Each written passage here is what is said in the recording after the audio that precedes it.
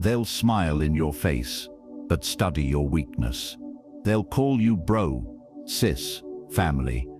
And the moment you turn your back, they'll twist the knife.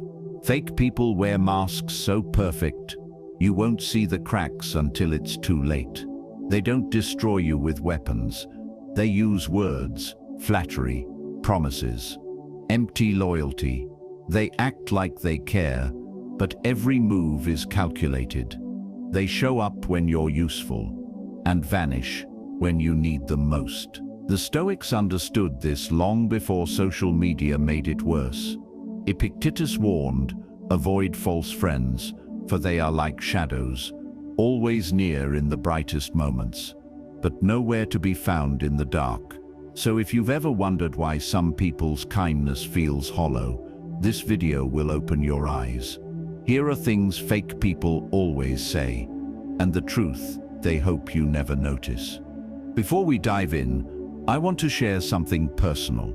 I get a lot of messages from people who feel surrounded by fake friends, constant drama, or emotional chaos, and they just want a place to be real.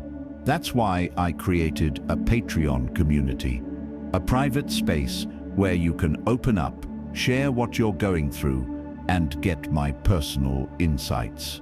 It's also where you can request specific video topics if there's something you're struggling with that you want me to break down here on the channel. If you're serious about growth, peace, and self-awareness, you'll fit right in. The link is below. Now, let's get into it. Here are things fake people always say, and the hidden truth behind each one. 1. You're lucky. You're lucky. It sounds harmless, even like a compliment, but when you listen closely, there's often something hidden behind those words. A quiet bitterness, a hint of envy, a refusal to see what it actually took to get where you are. Fake people use luck to erase your effort. They can't admit that your results came from discipline, patience, and pain, because that would mean they could have done it too. And that truth hurts their ego. So instead of saying, "You worked for it," they say, "You're lucky." Because if it's luck, they don't have to take responsibility for their own lack of effort. The story there was a man who woke up at 5 a.m. every morning to build his dream. While others slept, he worked. While others complained, he learned. He failed dozens of times, faced rejection, doubt, and loneliness. But he stayed consistent. He wasn't the smartest. He wasn't the most talented. He just showed up every single day. Years later, his business finally took off. The same people who ignored him suddenly noticed. The same friends who once mocked him now said, "You're lucky, man. Things just worked out for you." He smiled, but deep down, he knew those words didn't come from admiration. They came from denial, because calling him lucky was easier than admitting that his effort had meaning. It was easier than facing their own laziness. The Stoic view Seneca once said, "Luck is what happens when preparation meets opportunity." The Stoics didn't believe in luck as something magical. They saw it as the meeting point between discipline and timing. You can't control the storm, but you can prepare your ship. You can't control opportunity, but you can be ready when it arrives. Fake people ignore this. They look at someone standing in the light and forget how long that person walked through the dark to get there. They see the success but not the suffering. They see the reward but not the restraint.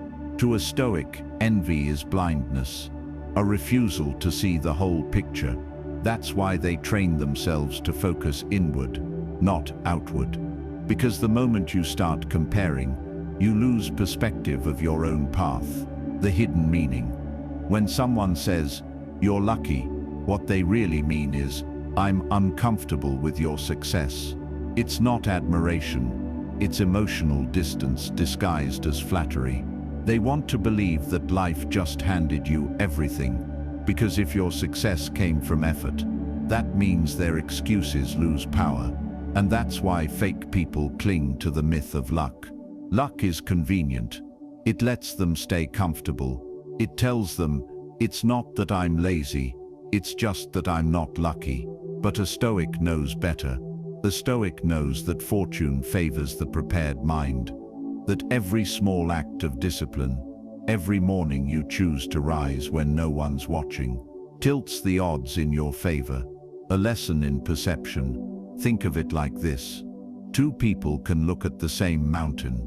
One sees the summit and says, he's lucky to be up there.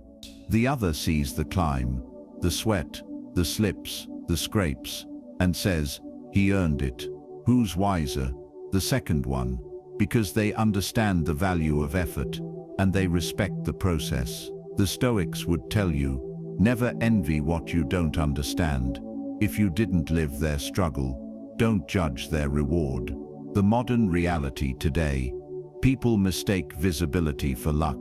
They see a video go viral, a post blow up, a business take off, and they assume it happened overnight.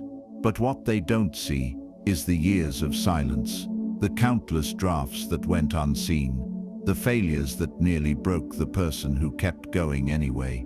Social media hides the grind and glorifies the result. So when people call you lucky, remember, they're seeing the highlight, not the history. The Stoic response. When someone says, you're lucky, don't defend yourself, don't argue, just smile and say, maybe I am. Because a Stoic doesn't need validation. Results speak louder than explanations. And deep down you know the truth. Your luck was built in quiet mornings, in lonely nights, in discipline no one clapped for. Marcus Aurelius wrote, the impediment to action advances action. What stands in the way becomes the way. That's what people call luck. They don't see the obstacles you turned into opportunities.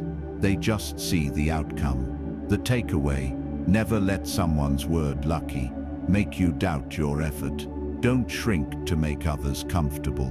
Because every person who says, you're lucky, is really revealing their own mindset, not your reality. The Stoic lesson is simple. Don't waste your energy proving your struggle to those who didn't live it. Your work is your proof. Your peace is your victory. So the next time someone looks at your success and says, you're lucky, remember, luck didn't wake you up early. Luck didn't make you try again after failure. And luck didn't hold you together when no one believed in you. You did. And that's not luck. That's discipline disguised as destiny. 1. You can tell me anything. They say it with the softest voice, with a reassuring smile, as if their words are a safe place for your secrets. You can tell me anything, they say. And in that moment, you want to believe them. You want to believe that someone finally sees you, that maybe this time you can be open without consequence. But here's the truth. Fake people don't collect your stories because they care. They collect them because information is power, and power, in the wrong hands, always becomes a weapon. It starts small. You open up about something personal, maybe a fear, a mistake, or a moment of weakness. They nod, they listen, they say, that's between us. And for a while it feels like you've built trust, until one day you start to notice the subtle shifts. People treating you differently, someone repeating a detail only that person knew. And that's when it hits you. Your words were never kept, they were shared, not to comfort you, but to control the narrative about you. A story to remember. There was a young man who confided in a friend about a failure he deeply regretted. He had lost his business, not because of bad luck, but because of poor choices. He told this friend everything, the debt, the guilt, the sleepless nights. The friend listened patiently, said all the right things, promised silence. But when the man started to rebuild his life, when things began to turn around, that same friend began to talk.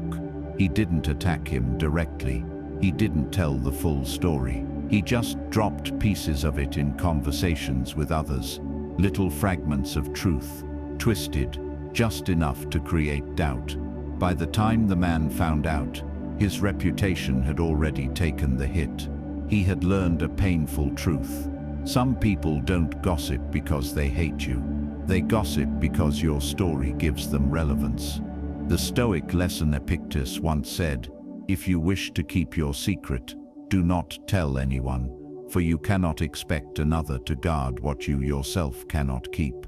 The Stoics understood something we've forgotten in the age of oversharing, that silence is power. The more you reveal, the more you hand over pieces of your strength. Not everyone deserves access to your vulnerability.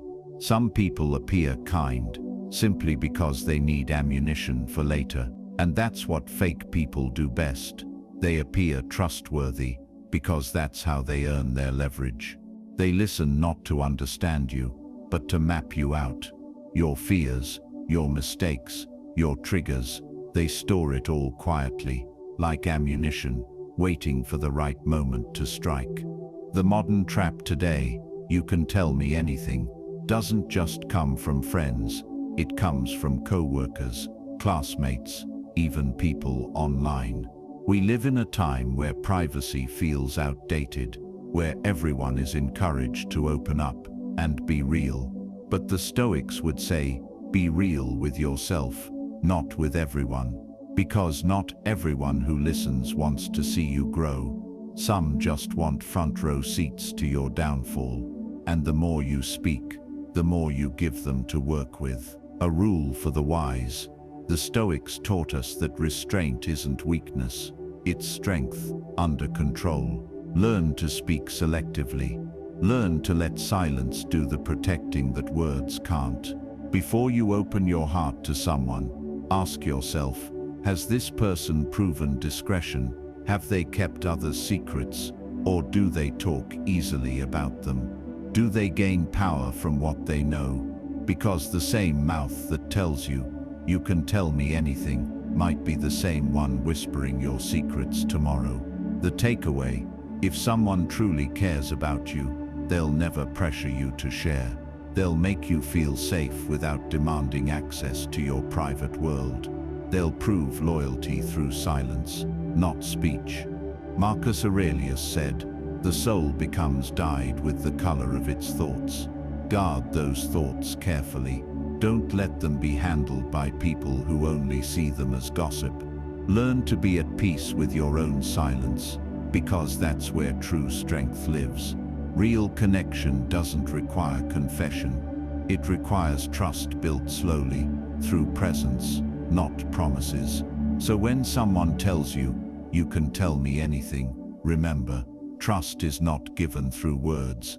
It's proven through time, through consistency, and through how they protect what you've already shared. And if you must share something deep, share it with someone who has earned your silence first. Because the wrong ears can turn your truth into a weapon, but the right ones will hold it as if it were their own. 2. Everyone else agrees with me. It's one of the most manipulative lines fake people use. Everyone else agrees with me.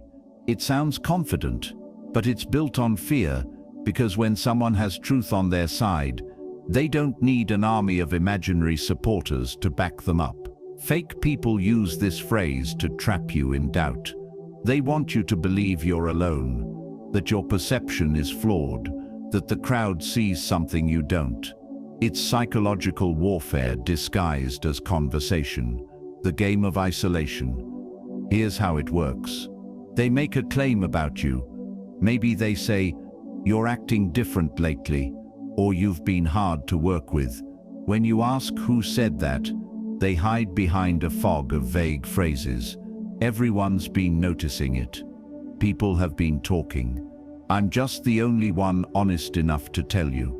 It's a lie wrapped in the illusion of majority. They know that most people fear being outcast, that humans crave belonging, so they use the everyone tactic to corner you into submission. They want you to think, if everyone agrees, maybe I'm wrong.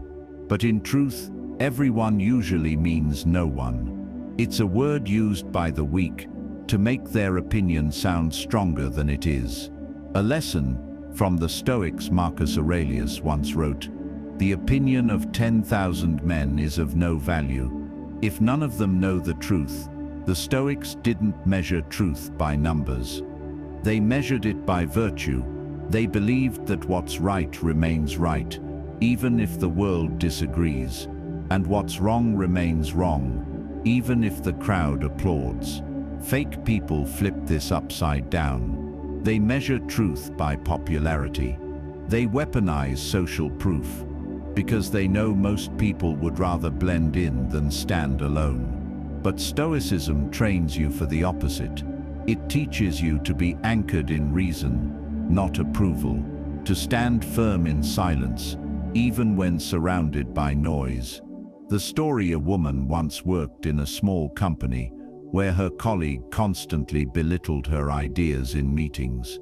When she finally confronted him about it, he smirked and said, "Everyone else agrees with me. They think you're overconfident." For a moment she doubted herself. Maybe she was too outspoken. Maybe she really was the problem. But later she discovered the truth. No one had ever said that. In fact, most people admired her courage. They just stayed quiet because this same colleague had a habit of turning every disagreement into drama. That's when she realized, people who hide behind everyone are scared to stand alone. They borrow the crowd's voice because their own lacks strength, the psychology behind it. When someone says, "Everyone agrees with me," they're not trying to show that they're right. They're trying to make you feel wrong. It's a manipulation rooted in insecurity. They fear confrontation, so they build a wall of invisible supporters to defend them. It's not truth they're after, it's dominance. The Stoics would call this external validation addiction, a disease of the mind that makes one dependent on others' approval for a sense of worth. How to respond stoically? The next time someone tells you, "Everyone agrees with me," don't panic. Don't rush to defend yourself. Simply say, "Then let them speak for themselves," because truth doesn't hide behind everyone. It stands alone without fear. Epictetus taught, "If you wish to improve, be content to be thought foolish and stupid." That's the antidote. A Stoic doesn't need the crowd to agree, because wisdom isn't democratic, and peace doesn't require permission. The takeaway: the moment someone tries to use everyone against you, remember, they're not bringing you truth, they're bringing you manipulation. They're trying to shrink your confidence by inflating their claim.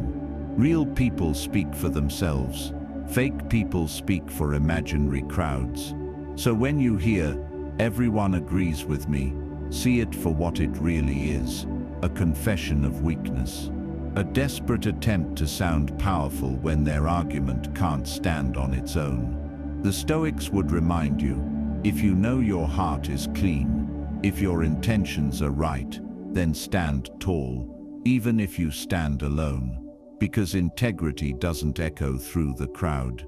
It whispers quietly in your own conscience, and that whisper is louder than everyone. 4. I was just joking. It always happens the same way.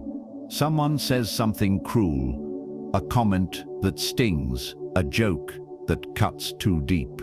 You pause, surprised, wondering if you heard them right. And when you call them out, they smirk and say, "Relax, I was just joking."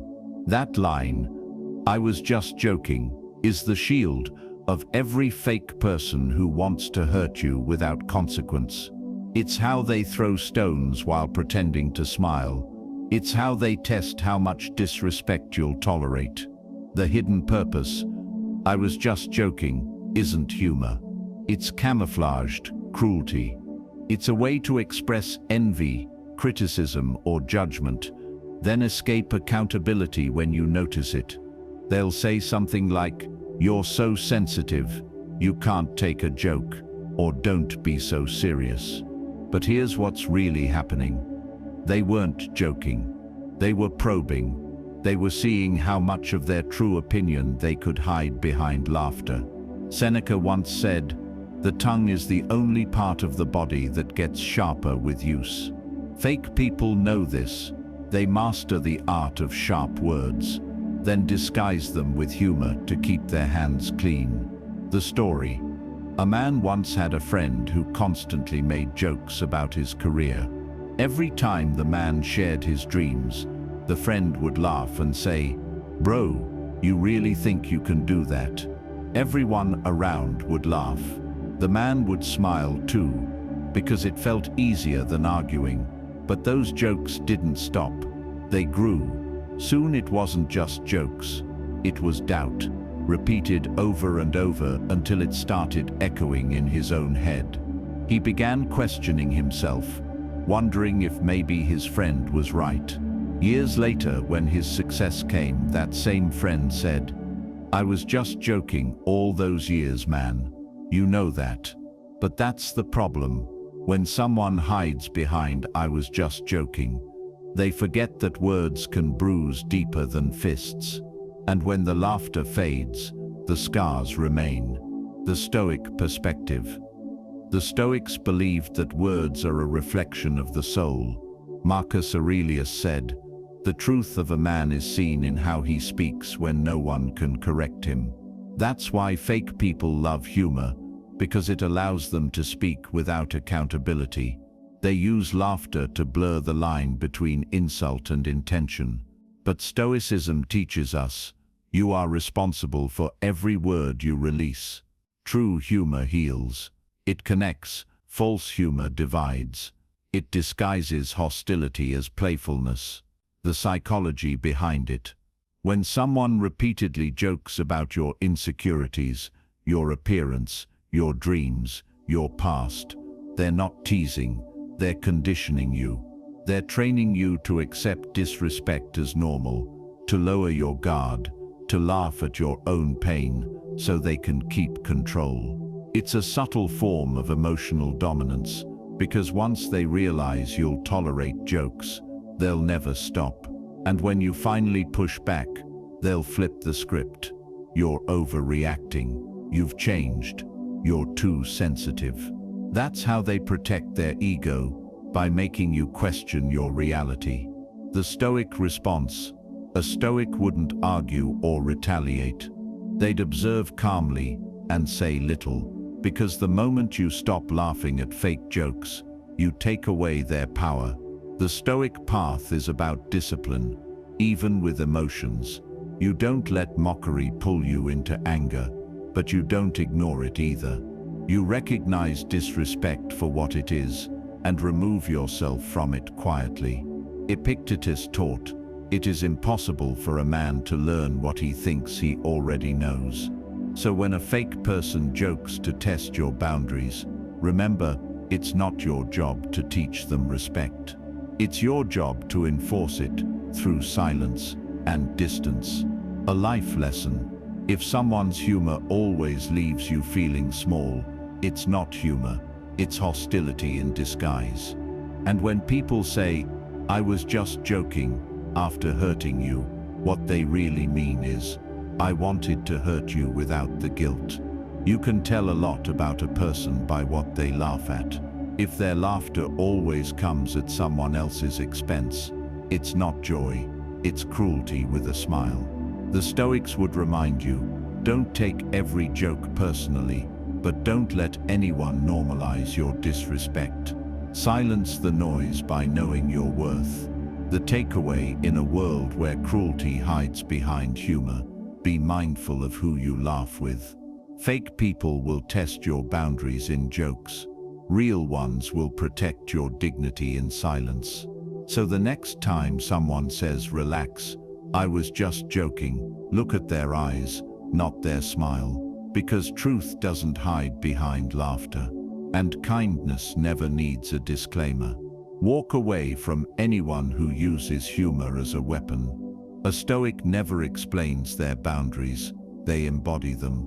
And that's how you rise, not by arguing with mockery, but by becoming too peaceful to be played with. 5. You're overreacting. It's a simple phrase, 5 words that can silence a storm, 5 words that can make you question your own mind. You're overreacting. They say it calmly, sometimes even with a sigh, like they're the reasonable one, and you're just too emotional, too sensitive, too much. But let's be honest, your overreacting is rarely about your reaction. It's about their guilt. It's the classic move of fake people who can't handle accountability. When they can't defend what they did, they'll try to redefine how you feel. The manipulation hidden inside. When someone says, "You're overreacting," they're not trying to comfort you. They're trying to control the narrative. Because the moment you start doubting your reaction, they win. It's psychological sleight of hand. They hurt you, and instead of addressing the hurt, they shift the spotlight to how you responded. Now the conversation isn't about their action. It's about your emotion. They've rewritten the script, and suddenly, you're the problem. This is how fake people operate. They never attack your logic. They attack your stability. Because if they can make you question yourself, you'll stay quiet next time. A real example. Imagine this. You confront a friend because they betrayed your trust. Maybe they shared something you told them in confidence. You approach them calmly. You just want honesty. And they laugh. Whoa, relax. You're overreacting. It wasn't even a big deal, but it was a big deal to you. It was about respect. It was about loyalty. But by calling you dramatic, they shrink your pain until it looks petty. And suddenly, you start second-guessing yourself. Am I really overreacting? Maybe I am being too emotional. That's how manipulation works. It makes you question your own perception until you stop trusting yourself. The Stoic viewpoint. The Stoics taught that emotions aren't your enemy. Attachment is. They didn't say don't feel. They said understand what you feel, and don't be ruled by it. Marcus Aurelius wrote, "If someone is able to provoke you, realize that your mind is complicit in the provocation." So when fake people say, "You're overreacting," don't fight to prove your reaction. Observe it, own it, but don't let them define it. You're allowed to care deeply about respect.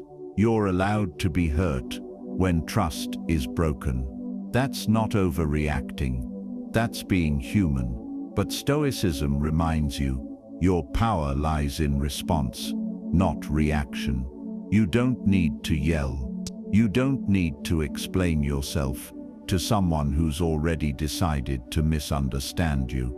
You just need to see clearly and act accordingly.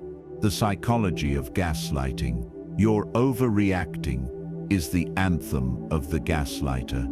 It's designed to chip away at your sense of reality, one reaction at a time. It's emotional invalidation, the quiet erosion of your confidence in your own judgment. Over time, you stop expressing emotions altogether. You bottle them up because every time you do, they tell you you're too much. And that's exactly what fake people want. A quiet version of you that no longer challenges them. But remember this, emotional awareness is not weakness. Fake people fear it because it exposes truth. They confuse emotional intelligence with emotional instability because they can't handle depth. A Stoic response. When someone says, "You're overreacting," pause. Don't defend yourself. Don't explain. Simply observe what's happening. Then respond like a Stoic, calm, clear, and unshaken. Say less. Watch more. Because when you stop trying to prove your feelings, their control collapses.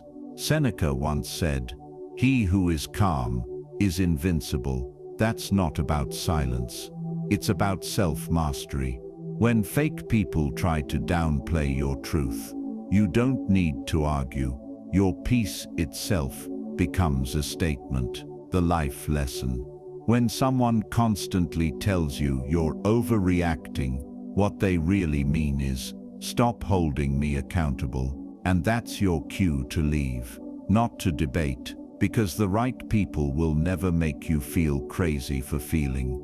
They'll make space for your emotions, not shrink them to protect their ego. A Stoic doesn't suppress their feelings. They understand them. They know when anger is just and when silence is power. So the next time someone tries to minimize your truth, don't waste energy proving it. You don't need validation from the one who caused the wound. You just need clarity and the courage to walk away. Final takeaway: fake people weaponize calmness. They'll stay composed while you shake, just to make you look unstable. Don't fall for it. You're not overreacting when you recognize disrespect. You're not overreacting when you set boundaries. You're not overreacting when you finally say, "This doesn't feel right." The Stoic path isn't about never feeling. It's about never being ruled by people who make you doubt what you feel. So when someone says, "You're overreacting," hear it for what it truly is, a warning sign that you're dealing with someone who can't handle the truth without denying it. Keep your peace, keep your dignity, and remember, self-control isn't silence, it's strength disguised as calm. Would you like me to continue with 6? You've changed. Next, in the same emotionally charged Stoic tone, with storytelling and psychological insight. 6. You're too sensitive. It's always said with that same dismissive tone, not loud, not aggressive, just casual enough to sting. You're too sensitive. It's a phrase designed to silence you, not understand you. It doesn't comfort. It doesn't bring clarity. It's a way for fake people to invalidate what you feel, so they never have to face what they did. The mask behind the words. Fake people love to say, "You're too sensitive," because it shifts the focus from their actions to your emotions. They don't want to admit they crossed a line. They want you to believe the line shouldn't exist. It's emotional deflection, a trick to make you question your own perception, because the more you doubt your feelings, the easier you are to manipulate. They'll say something hurtful, something that cuts at your core. Then when you react, they act surprised. Wow, calm down. You're too sensitive. But sensitivity isn't weakness. It's awareness.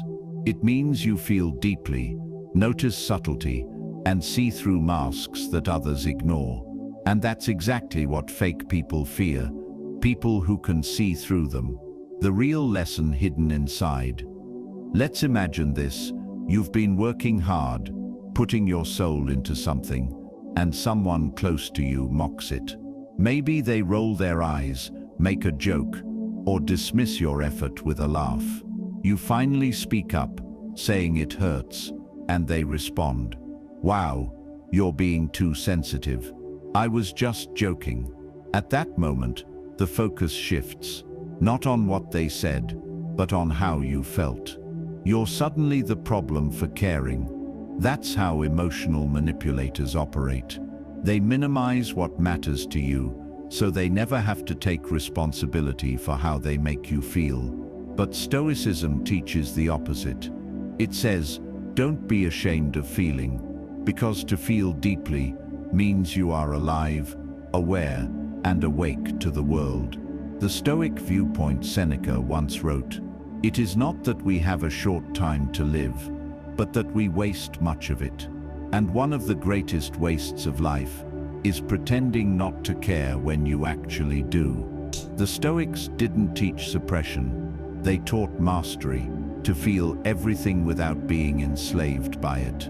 Being sensitive doesn't mean you're weak.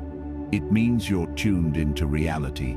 But what the Stoics would warn against is letting that sensitivity be weaponized against you. You can't control how others behave, only how much power you give their words.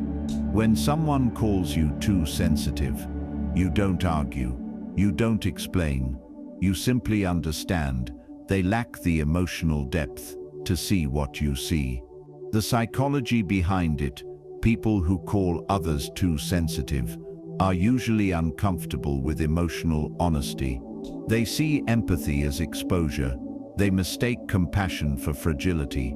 It's projection. They fear vulnerability, so they mock yours.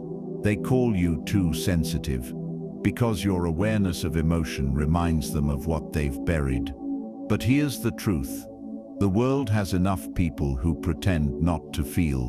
What it needs are people who have the courage to feel deeply and still stay calm. That's real strength.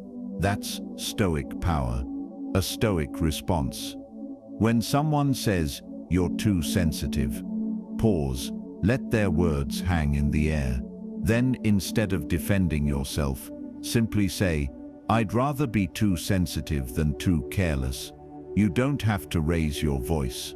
Stoicism is not about shouting truth. It's about embodying it. Your calmness unsettles fake people because it exposes what their words were meant to hide: guilt. They wanted you to react, to lose control. But when you stay centered, they lose the only power they had: emotional control over you. Marcus Aurelius wrote, "If it is not right, do not do it. If it is not true, do not say it." Fake people violate both. They do wrong, then blame your reaction to avoid facing it. The Stoic mind recognizes this instantly and refuses to play along. A life lesson: don't let anyone shame you for feeling deeply. Sensitivity is what allows you to notice patterns, sense dishonesty, and detect fakeness before it spreads. It's your built-in compass, not your flaw. But here's the key: don't let sensitivity turn into reactivity. Learn to observe without absorbing, to feel without being consumed. When someone says, "You're too sensitive," it's often because your awareness makes them uncomfortable. You see what they try to hide, and that scares them. So take it as confirmation, not criticism. You're not too sensitive.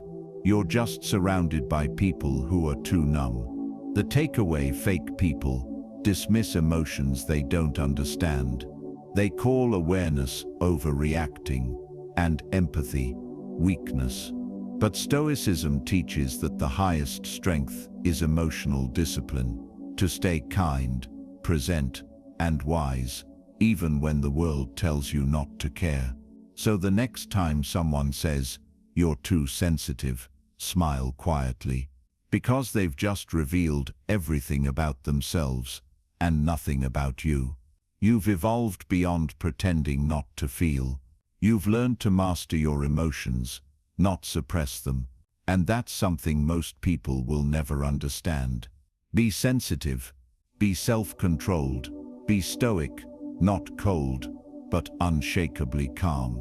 Because feeling deeply and standing tall through it, that's not sensitivity. That's strength disguised as softness. 7. I support you no matter what. It's one of the most comforting phrases you can hear. 14 words that sound like loyalty, like love, like someone finally understands you. I support you no matter what. But often it's not a promise, it's a performance. Because the truth is, people love to say they support you, until supporting you requires them to sacrifice something: their comfort, their ego, or their sense of control. The illusion of support: fake people throw this line around because it makes them look good. It paints them as the loyal friend, the understanding partner, the selfless ally. But when your path starts threatening their comfort, their tone changes. They say, "I support you no matter what." But the moment your growth makes them feel small, They start pulling away, making subtle comments like, "You've been acting different lately. Don't forget where you came from." Support is easy to promise when you're not required to show it. The story: there was once a young woman who decided to start her own business. Her friends cheered her on in the beginning, posting her launch, sending heart emojis, saying, "We're proud of you, we support you no matter what." But as months passed and she started succeeding, the comments grew quieter, messages stopped coming. Her supporters began making jokes like, "You're lucky it worked out. Must be nice not having to work a real job anymore." Their words changed because her progress triggered their insecurities. Their support was conditional. It lasted only as long as she stayed at their level. That's the dark side of "I support you no matter what." It sounds unconditional, but it's often rooted in convenience, not conviction. The Stoic perspective Epictetus once said, "When you want to improve, be prepared to be thought foolish and stupid." The Stoics knew that the moment you grow, people's perception of you changes. Those who once clapped for you will question you, and those who praised your courage will call you arrogant. A Stoic doesn't depend on the crowd's approval. They find strength in their own clarity, because external support is fragile. It's built on mood, emotion, and self-interest. But internal support, the kind that comes from integrity, is unbreakable. So when someone says, "I support you no matter what," don't be blinded by the sweetness of those words. Watch their actions when it's inconvenient to support you. That's where truth hides. The psychology behind it: fake people use unconditional words to gain emotional leverage. When they say, "I support you no matter what they often mean is, "I want you to trust me enough that I can influence you later." It's subtle. They create emotional debt, a feeling that you owe them your loyalty. And when you start taking steps they don't like, they'll remind you of all the times they supported you. Support becomes currency, something they trade for control. That's why Stoicism teaches independence of judgment. Because the moment your peace depends on someone's approval, you've handed them your power. Marcus Aurelius wrote, "Never value anything as profitable that compels you to break your promise, lose your self-respect, or hate anyone." Real support never asks you to betray yourself. Fake support always does, quietly, subtly, emotionally. A Stoic response: when someone says, "I support you no matter what," thank them, but don't anchor your self-belief to their words. A Stoic doesn't measure truth by external validation. They measure it by alignment. Is this action right? Is it honest? Is it guided by reason and virtue? You don't need to test loyalty. Time will do that for you. And when the storms come, and they always do, you'll see who still stands beside you in silence. Because fake people disappear when applause stops. The life lesson: real support doesn't need to be announced. It's quiet, it's consistent. It shows up when no one's watching, when there's nothing to gain. Fake people say, "I support you no matter what." But the moment your choices no longer serve their narrative, they withdraw, and often they disguise that withdrawal as concern. You'll hear things like, "I just don't want you to get hurt. I'm saying this because I care." But underneath that care is fear. Fear that you'll outgrow them, outshine them, or prove them wrong. And here's the Stoic truth: your purpose is not to keep others comfortable. It's to live in accordance with your own nature. To walk your path, even if it means walking alone. The takeaway: I support you no matter what, sounds pure, but real support doesn't need to be said. It's felt. Fake people love the words. Stoic people love the truth. So when you hear it, listen not to the sound, but to the silence that follows. Because real loyalty doesn't fade when things get inconvenient. It endures through your growth, your mistakes, and your distance. The Stoic way is to expect nothing but appreciate everything. Let actions reveal who's real, and detach from who isn't, without resentment. Because those who truly support you don't just stand beside you when it's easy, they stay rooted when the wind changes. And that's how you know who's genuine, not by what they promise, but by what they practice when no one's watching. 8. I'd never lie to you. It's one of the most reassuring sentences a person can say. I'd never lie to you. Those words carry the illusion of safety, a promise that sounds like trust, loyalty, and truth. But here's the paradox. The people who say it most often are usually the ones who already have the sweetness of deception. Fake people understand one thing very well: words are powerful currency, and I'd never lie to you buys instant credibility. It lowers your guard, builds comfort, and makes you stop questioning. But that's exactly what they want, because the easiest person to deceive is the one who's desperate to believe. When someone says, I'd never lie to you, pay attention not to their words, but to the timing. Why did they feel the need to say it? What are they trying to protect? The truth or their image? Stoics would say, truth doesn't need to be defended, it just needs to be lived. A story of subtle betrayal. There was once a man who trusted his best friend completely. They shared everything, from secrets to dreams. One day, rumors started spreading that his friend was saying things behind his back. When he confronted him, the friend smiled and said, "Come on, man, I'd never lie to you." So, he believed him. But later, the truth surfaced. The lies were real, the words were his. And that sentence, "I'd never lie to you," became the biggest lie of them all. The lesson: fake people lie not only to deceive you, but to preserve the version of themselves you still trust. They lie because they can't bear to lose the image they've built in your mind. The Stoic truth, Marcus Aurelius once wrote, "If it is not true, do not say it. If it is not right, do not do it." To the Stoics, honesty wasn't just about words, it was about alignment. Your thoughts, your words, your actions, all must point in the same direction. A liar breaks this harmony. When fake people say, "I'd never lie to you," what they really mean is, "I don't want you to find out." Their concern isn't truth, it's control.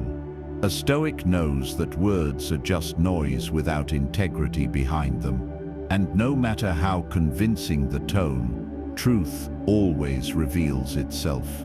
Slowly, quietly, and completely. The psychology of the liar lying gives fake people a sense of power. It lets them shape reality, twist perception, and stay in control. But here's the irony: every lie, no matter how small, comes with a cost. Psychologists call it cognitive load. The more lies they tell, the more energy they waste maintaining the illusion. That's why they become defensive, irritable, or distant. They're exhausted from juggling truths that don't exist. And when you start asking questions, instead of answering, they double down.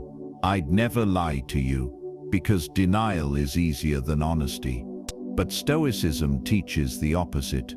The truth might hurt once, but lies hurt over and over again, each time they're remembered. A Stoic response: when someone says, "I'd never lie to you," don't respond with blind trust or paranoia. Respond with awareness. Ask yourself, do their actions match their words? Do they tell hard truths, even when it costs them something? Because truth that only shows up when it's easy isn't truth, it's convenience. Epictetus taught, first say to yourself what you would be, then do what you have to do. In other words, truth is not what you say, it's who you choose to be.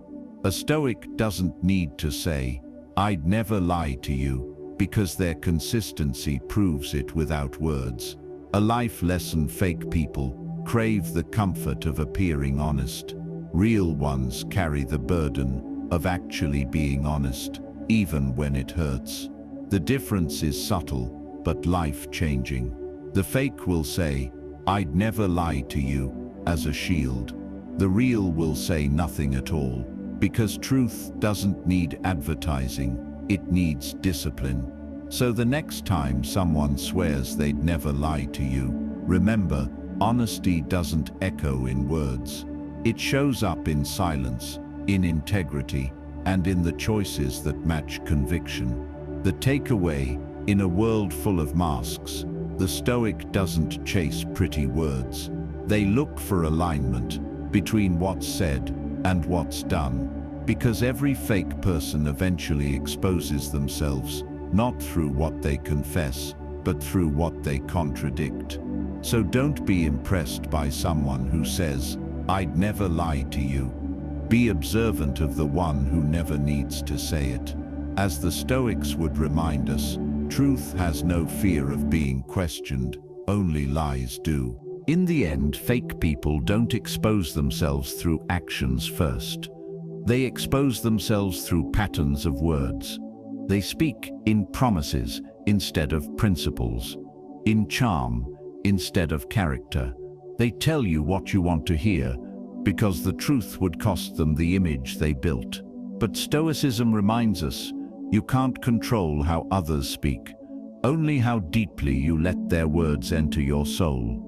Marcus Aurelius once wrote, "If it is endurable, then endure it. Stop complaining."